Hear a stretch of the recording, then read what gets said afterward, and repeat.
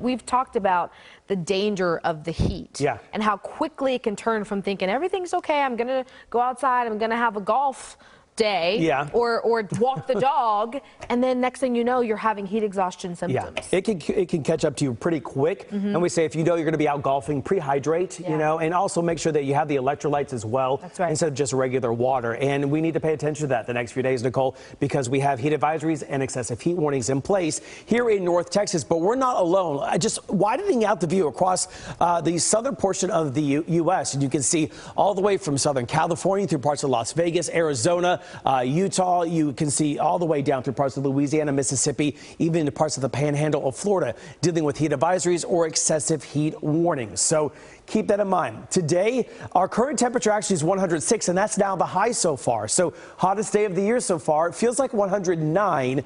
The record high in the state, 109 degrees. So the heat is in place. Remember, I talked about the excessive heat warning and the heat advisory. The excessive heat warnings for the actual temperature of 105 degrees, or that feels like temperature of 110 degrees or higher. So we did issue an alert for today. We're issuing an alert again for Tuesday, and we probably will issue one for Wednesday. I think the excessive heat warnings or the heat advisories will get extended because we are seeing really no relief from this area of high pressure, at least the next few days. So still sitting at 106 with a southerly wind at 8, dew point now in the lower 60s, so that feels like temperature not as drastic, but still something you need to pay attention to. It's 104 in Addison, 107 in Decatur to 102 in Terrell. Across North Texas, same story. Mid-90s Greenville to 107 in Breckenridge to 106 in Stephenville.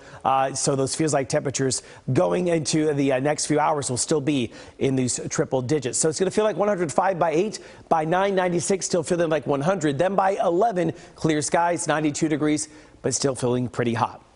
Will we see record highs? Well, tomorrow we're forecasting 107. We might get to 108. The record high is 110, set back in 1980. And then for Wednesday and Thursday, we're forecasting 105 to 103. The record high 109 degrees, and that was set just last year.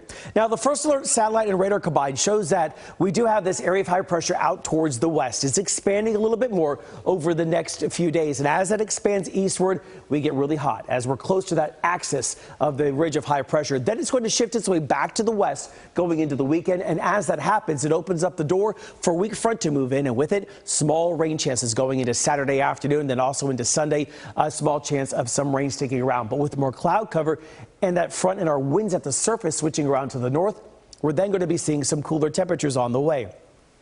Next few days, though, we're still at 105 on Wednesday, 103 on Thursday. Morning temperatures in the low 80s. Friday, you saw 100 degrees. But then with more cloud cover and those winds moving their way through, switching to the northeast, we're at 95 Saturday, Sunday about 97. And then going into next week, we're back to the triple digits on Monday.